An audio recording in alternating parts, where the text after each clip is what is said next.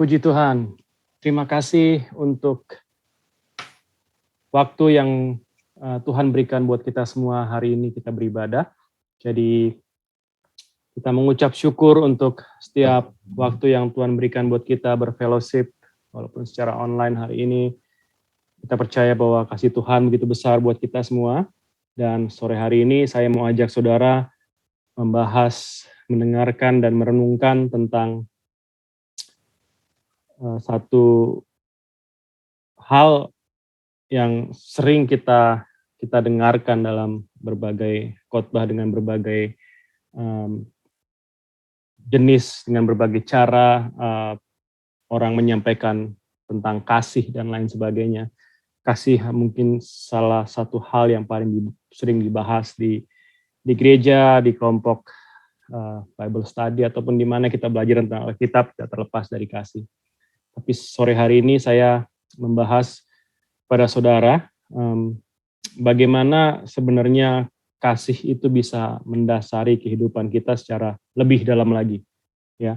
Makanya saya ambil satu judul sore hari ini, judul yang secara kalau kita kalau kita pahami ini dapat kita mengerti dengan baik karena setiap dari kita pernah merasakan apa yang namanya jatuh cinta, ya, falling in love with Jesus. Saya bahas ini karena saya mau kalau kita mengatakan kita jatuh cinta kepada orang yang kita benar-benar sayangi, itu juga kita bisa rasakan bagaimana kita bisa jatuh cinta dengan yang namanya Yesus. Nah, pertanyaan pribadi yang saya mau, maksudnya pertanyaan pribadi kita jawab secara pribadi, secara individual. Kalau ada pertanyaan, mengapa Allah begitu mengasihi saya? Mengapa Allah begitu mengasihi kita semua? Tapi secara pribadi, mengapa Allah bisa begitu mengasihi saya? Menurut saudara, kira-kira jawabannya apa kalau ditanya, kenapa sih Tuhan tuh sangat mengasihi saya gitu? Kalau kita berpikir kan, kita ini banyak melakukan perbuatan yang tidak menyenangkan hatinya. Ya kalau kita kan orang jatuh cinta, kita berusaha untuk memberikan image yang terbaik buat orang yang mencintai kita kan. Atau yang ingin kita cintai gitu. Kita pasti mau kasih image yang terbaik. Apalagi kalau awal-awal kita kenal orang tersebut, kita suka orang ini, kalau kita masih ingat dulu yang waktu kita pertama kali sebelum kita menikah dan lain sebagainya, sebelum kita berpacaran, bertemu dengan suami dan istri kita pasti memberikan yang terbaik gitu loh. Memberikan kesan yang terbaik. Lalu kira-kira kalau menurut saudara, antara saudara dengan Yesus, dengan Tuhan kita yang begitu mengasihi kita, mengapa Allah begitu mengasihi kita? Dikatakan di Markus itu ayat 7, dalam hati orang itu ada segala pikiran. Ada jahat, percabulan, pencurian, pembunuhan, perzinahan, keserakahan, kejahatan, kelicikan, hawa nafsu, iri hati, hujat, kesombongan, dan kebebalan. Saya percaya saya pernah ada timbul dalam pikiran secara jujur ya. Ada salah satu pasti ini kita pernah timbul dalam pikiran kita. Dari itu jahat, percabulan, pencurian, pembunuhan, perzinahan, keserakahan, kejahatan, kelicikan, hawa nafsu, iri hati pasti pernah. Ada nggak yang nggak pernah merasakan ini? Sombong, bebal itu udah dikasih tahu nggak dilakukan misalnya. Kita kan dengar firman berkali-kali, tapi tetap aja mungkin kita susah untuk melakukan apa yang firman sampaikan. Perzinahan bukan hanya bicara soal berzina secara fisik ya, ada juga perzinahan rohani yang kita menganggap kita nggak melakukan secara rohani apa yang harus kita lakukan. Kita menyembah, kita mentuhankan lain, misalnya hobi kita atau pekerjaan kita dan lain sebagainya, apapun itu. Nah, Roma 3 juga menyatakan bahwa tidak ada yang benar, seorang pun tidak, karena semua orang telah berbuat dosa dan kehilangan kemuliaan Allah. Again, dari semua ini Tuhan tetap mengasihi kita. Menurut saudara, kira-kira kenapa sih? Kenapa Allah begitu mengasihi? Kalau secara manusia coba kita berpikir, mau nggak kita mengasihi orang yang dalam hatinya ada segala macam pikiran jahat? Mau nggak? Mau nggak Misalnya contohnya, saya ambil contoh yang paling gampang Ibu Reni dan Pak Alex lah ya, yang karena berdua ada di layar nih. Mau nggak kira-kira Ibu Alex kalau melihat, Ibu Reni melihat Pak Alex, di dalam Pak Alex ada pikiran jahat, percabulan, pencurian, pembunuhan, perzinahan, perserakahan, kejahatan, kelicikan, hawa nafsu, juga mau nggak? Pasti nggak mau. Nggak ada yang mau untuk lihat orang ini. Tapi ini ada di hati manusia loh, ada di hati kita mungkin. Tapi Tuhan tetap mengasihi manusia. Intinya begini, Yohanes 3 ayat 16. Yohanes 3 ayat 16, ayat yang sangat terkenal, ayat yang kita hafal di luar kepala. Di sana dikatakan, karena begitu besar kasih Allah akan dunia ini, sehingga ia telah mengaruniakan anaknya yang tunggal, supaya setiap orang yang percaya kepadanya tidak binasa, melainkan beroleh hidup yang kekal. Karena begitu besar kasih Allah. Berarti intinya kasih Allah itu nggak bisa diukur dengan seberapa banyak dosa kita. Kalau manusia kan begitu hitung-hitungan. Kira-kira orang ini pantas nggak saya kasihi? Dia harus tunjukkan dulu dong. Kalau dia bisa dikasihi, ya kan manusia seperti itu kan. Kalau dia mencari teman juga dia harus mencari teman yang baik. Dia nggak mau mencari teman yang suka iri hati, suka jahat sama dia, nggak suka. Tapi standarnya Tuhan berbeda. Standarnya Tuhan bukan karena dia mengasihi, bukan karena objeknya. Dia mengasihi karena siapa dia. Dia adalah kasih.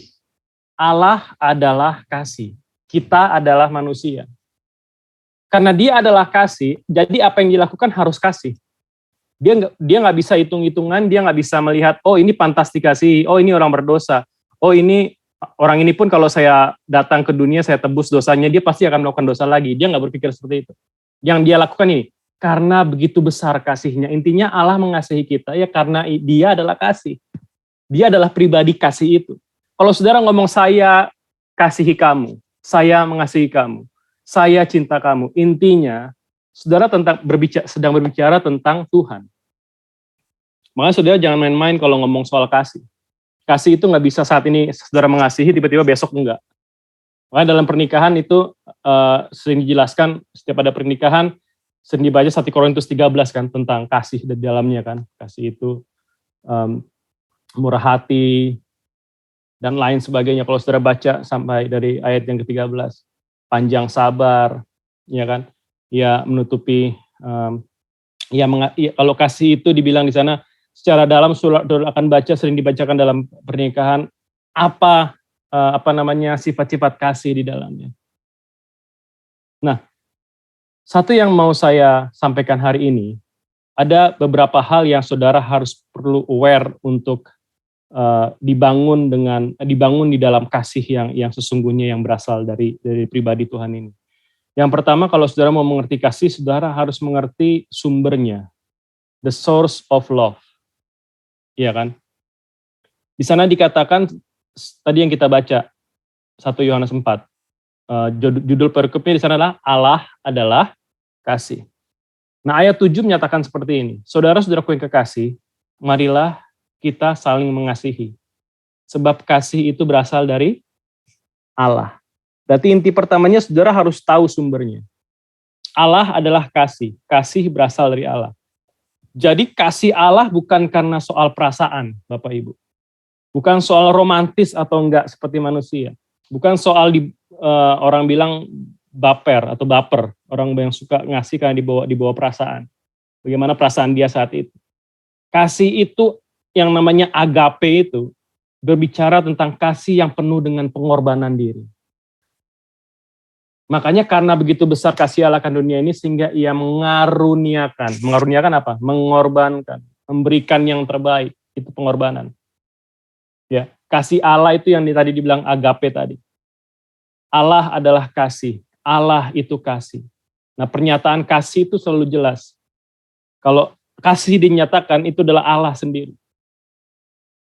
Jadi kodrat manusia, intinya manusia diselamatkan itu adalah karena kasih Allah, ya. Nah, semua atribut yang ada dalam kasih ini, jadi gini, intinya gini, kalau saya mau ceritakan, kalau manusia murka dan marah, itu biasanya kenapa? Amarah manusia itu biasanya tidak dilandasi oleh kasih. Manusia bisa marah karena dendam, kebencian, kepahitan, apalagi iri hati, keinginan yang tidak sampai, manusia bisa marah. Tapi kalau saudara baca Alkitab, Allah itu bisa murka. Marahnya Tuhan itu marah karena kasih loh. Bukan karena marah-marah seperti dasarnya manusia. Jadi Tuhan murka itu karena apa? Karena dia sangat mengasihi manusia ini. Kalau manusia itu lari dari hadapannya, lari dari rencananya, Tuhan murka karena apa? Karena dia sangat mengasihi manusia, tapi manusia lari dari kasih Tuhan. Nah, kenapa kita mengasihi? Bukan karena kenapa kita dikasih Tuhan? Bukan karena kita pantas atau tidak. Tapi yang tadi saya katakan, kita sedang berbicara sumber kasih itu. Makanya setiap kita berpikir, setiap kita berbicara, setiap kita melakukan tindakan kasih itu, kita sebenarnya sedang melaksanakan atau sedang mengekspresikan siapa Tuhan kita. Ya, kalau saudara begitu mengasihi istri, suami, anak, tetangga, membantu orang-orang di sekitar kita, seperti kemarin kita ada memorial service, semua datang, semua memberikan honor, respect untuk keluarga yang sedang berduka, itu mereka sedang menyatakan siapa Tuhan mereka.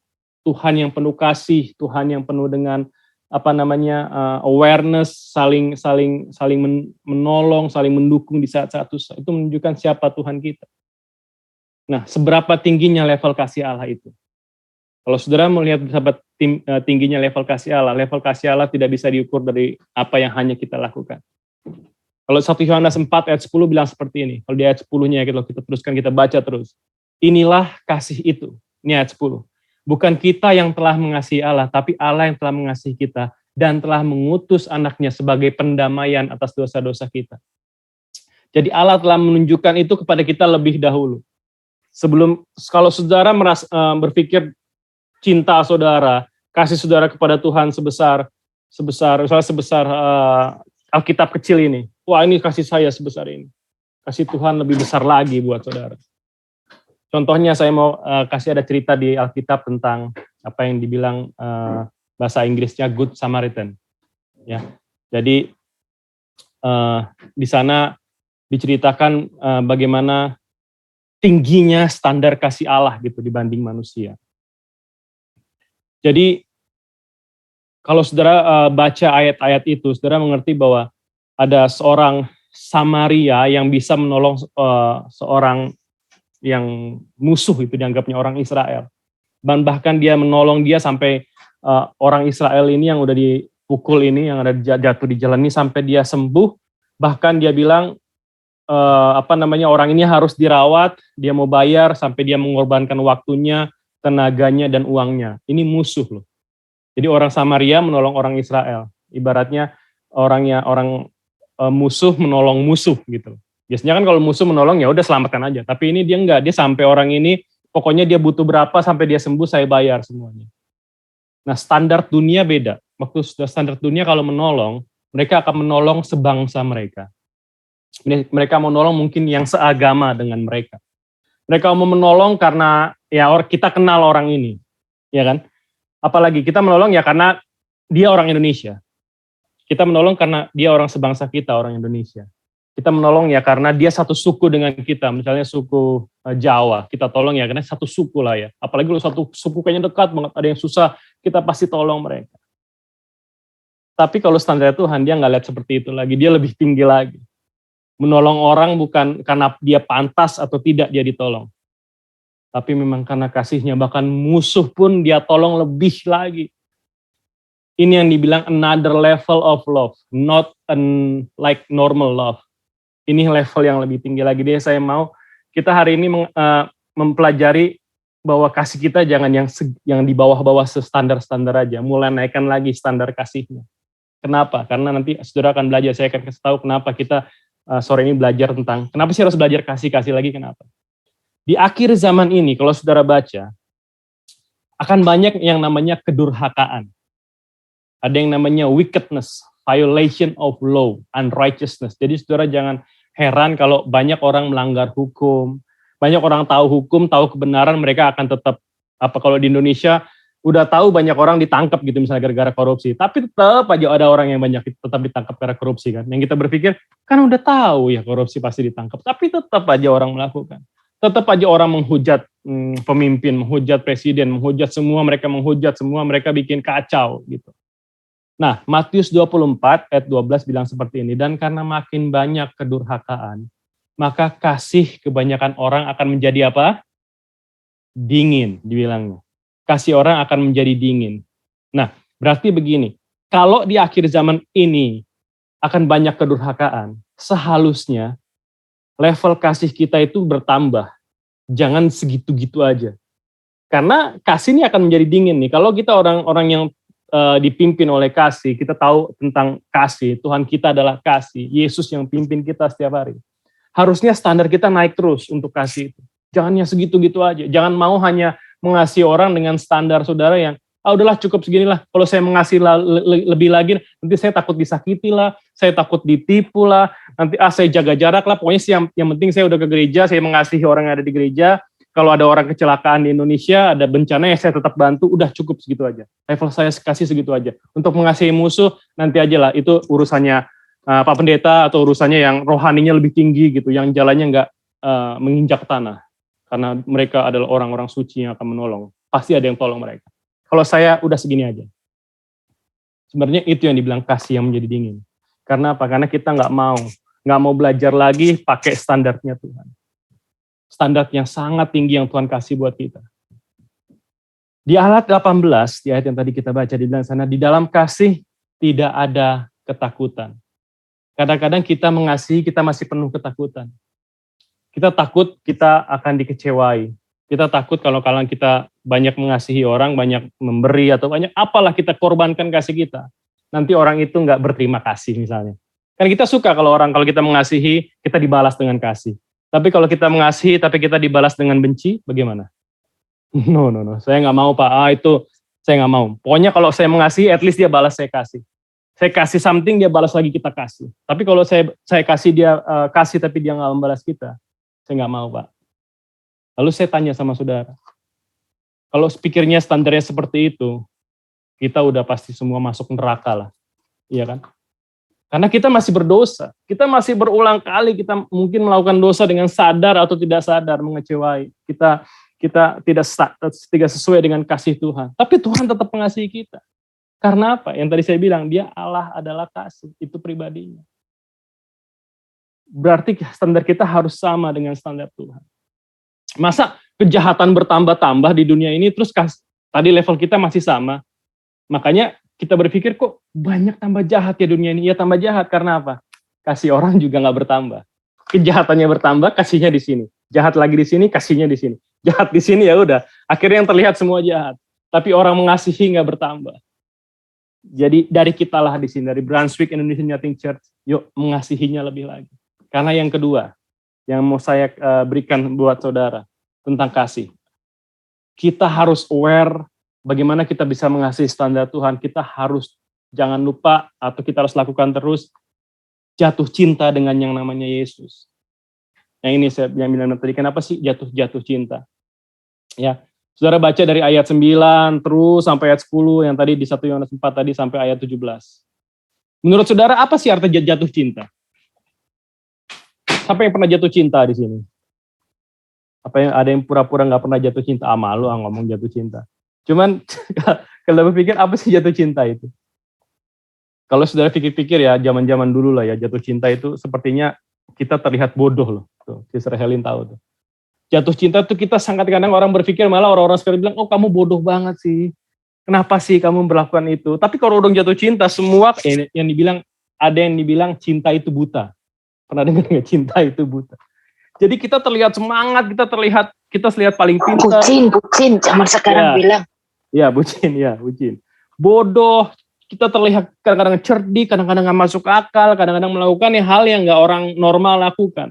Tapi apa? Kalau orang jatuh cinta, semua akan lakukan. Ya.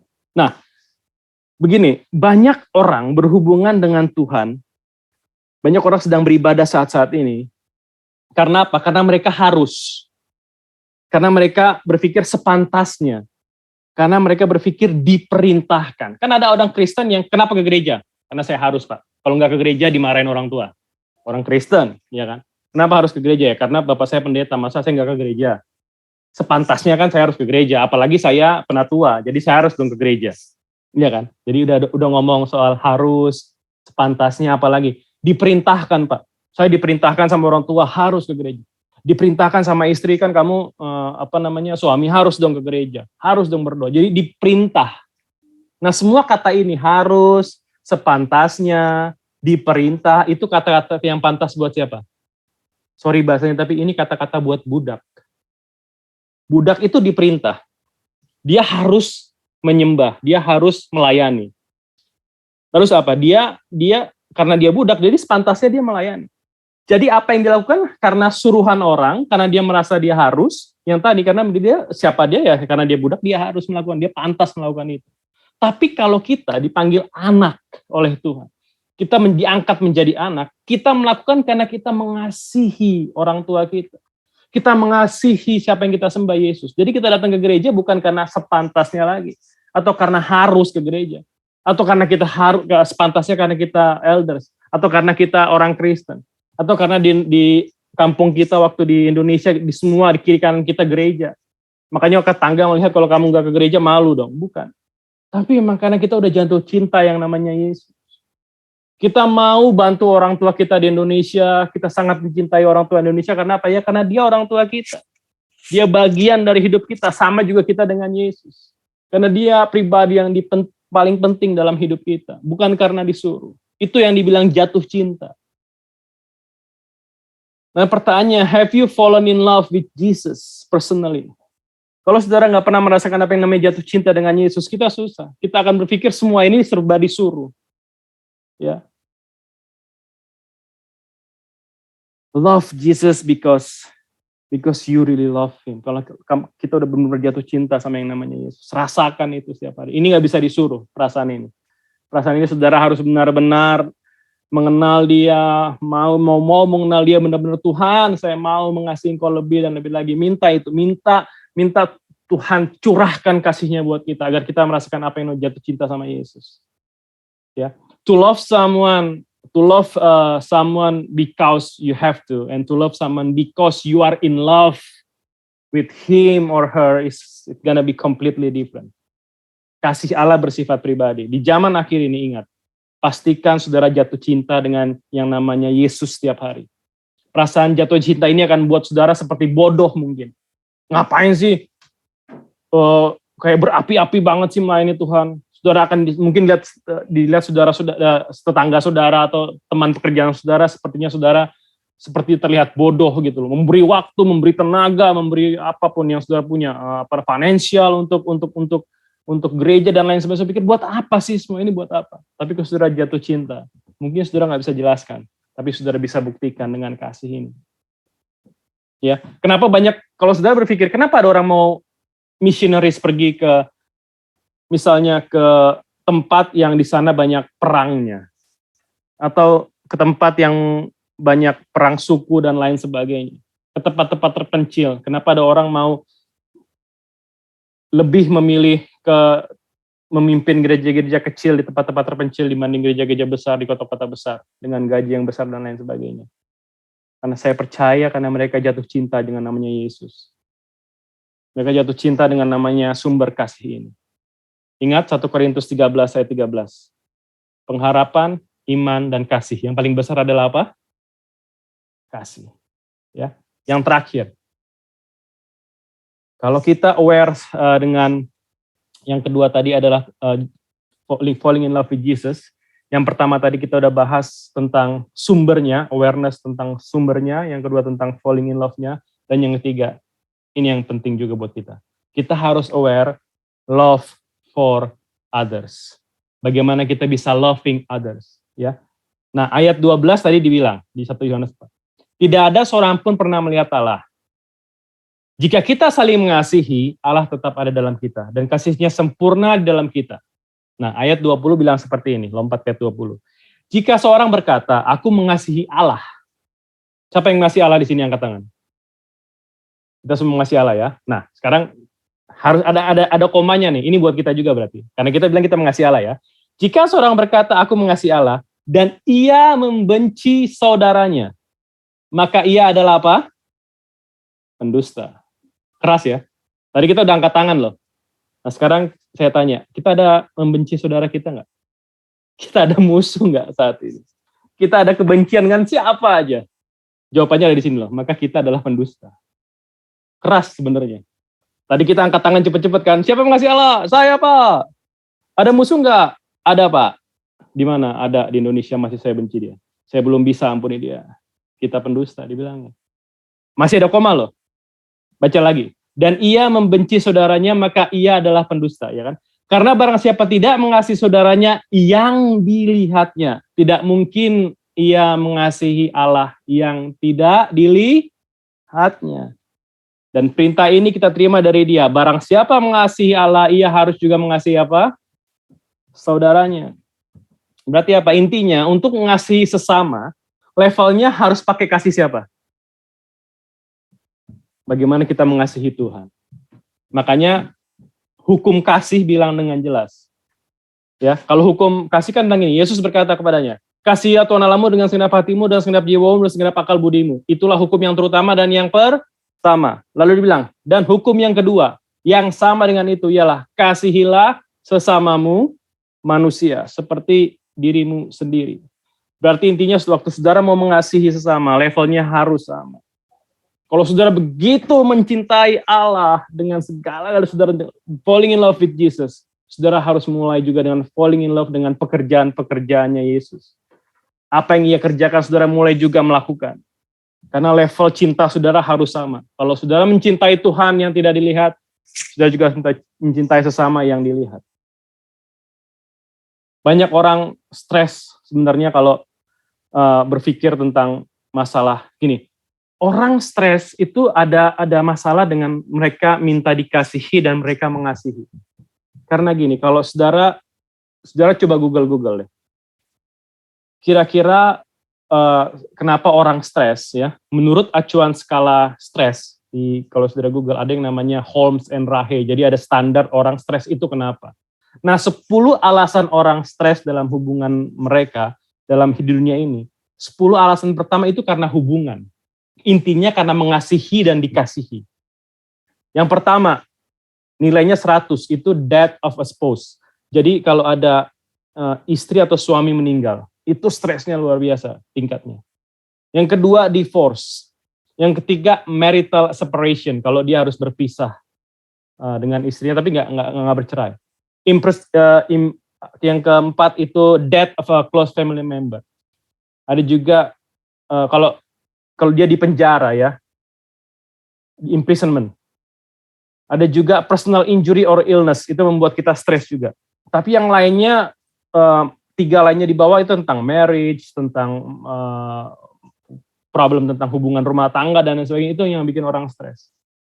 Jadi kita mengerti bahwa masalah dikasihi dan mengasihi itu sangat penting buat manusia. Padahal ingat, pribadi Yesus adalah pribadi yang merupakan sumber kasih. Dia ingin memuaskan kita dengan kasih. Datang kepada Yesus. Tuhan Yesus mau memuaskan kita, memuaskan istri kita, mau memuaskan anak kita, karena dia sumber kasih itu. Ingat, 1 Korintus 13 lagi saya balik kepada bahasa kasih ini ya. Love itu never fails. Kasih tidak berkesudahan. Nubuat akan berakhir, bahasa roh akan berhenti, pengetahuan akan lenyap, tapi love never fails.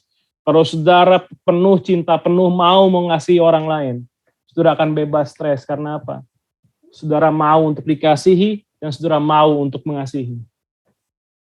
Jangan batasi kasih saudara.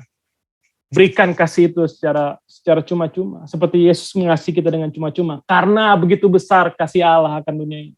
Ingat, karena begitu besar. Jadi saudara jangan batasi kasih saudara. Jangan halangi saudara untuk mengasihi orang lain karena dia nggak pantas dikasihi. Kasihi aja. Kalaupun dia nggak berterima kasih, kalaupun dia nggak balas kasih saudara, itu bukan urusan saudara. Tapi kalau saudara memikir, aduh dia nggak berterima kasih, aduh dia mengasihi saya lagi, udah mulai keluar kepahitan, keluar hitung-hitungan, keluar iri hati, keluar sakit hati, ya udah. Kalau itu udah keluar, saudara nggak bisa lagi mengasihi 100% seperti bagaimana Tuhan mengasihi kita.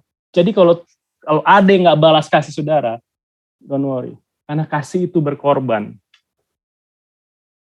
Saudara udah begitu rupa mengasihi orang, tapi dia tiba-tiba ngomongin saudara di belakang.